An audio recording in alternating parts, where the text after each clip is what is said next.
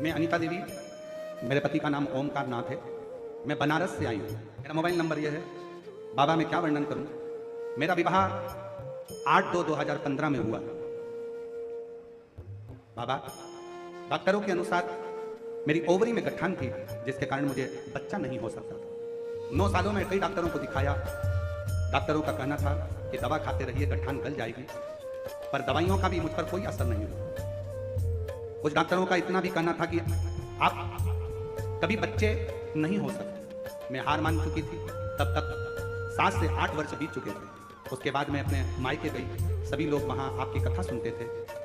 आपने कथा में सफेद आंकड़े की जड़ का उपाय बताया और पशुपतिनाथ का व्रत का वर्णन किया। मैंने पशुपतिनाथ का व्रत 2 बार किया। सफेद आंकड़े की जड़ का प्रयोग 2 बार किया, असफल रहा। फिर भी आप कथा में कहते हो कि फाइल अगर मोटी है तो थोड़ा पढ़ने में समय लगता है, हिम्मत मत हारना। मैंने भी हिम्मत नहीं हारी। फिर तीसरी बार मैंने वही उपाय किया और मेरे ससुर जी प्रतिदिन शिव मंदिर जाते। मैं भी 1 लोटा जल चढ़ाने के लिए मंदिर जाना प्रारंभ कर दी। मंदिर में झाड़ू लगा देती, पोछा लगा देती, बेलपत्र से बाबा का श्रृंगार कर देती। बाबा की ऐसी कृपा हुई। किसी ने कहा कि सीहोर की कावड़ अगर 1 बार चढ़ाई जाए तो बाबा सुनता जरूर। हम लोग सीहोर कावड़ यात्रा में कावड़ चढ़ाने के लिए आ गए और बाबा से मनोकामना कर यहाँ से चले गए। मनोकामना कर जब गए, बाबा को कावड़ चढ़ाया, सीवन का जल लिया, शिव जी को समर्पित किया और बाबा का नाम लेकर यहाँ से गए। बाबा की ऐसी कृपा हुई। उसके बाद मेरा गर्भ ठहर गया। गर्भ ठहरा। डॉक्टरों ने कहा कि संतान को मत रखो, गांठ है ओवरी में। फिर भी हमने संतान को रखा और बाबा की कृपा से जब बच्चे का जन्म 19/9/2024 को हुआ, तब जांच हुई तो ओवरी में गांठ भी नहीं थी और बाबा की कृपा से 10 साल 12 साल के बाद मेरे यहाँ संतान की प्राप्ति। शिव कथा, शिव पुराण वर्णन करती है शिव की भक्ति का विश्वास, दृढ़ता।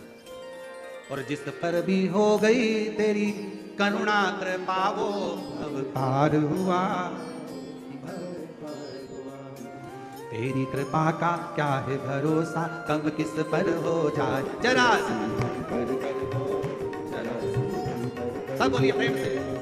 तेरी कृपा का क्या है भरोसा, कब किस पर हो जाए जरा सी हम कर दो, जरा सी हम कर दो।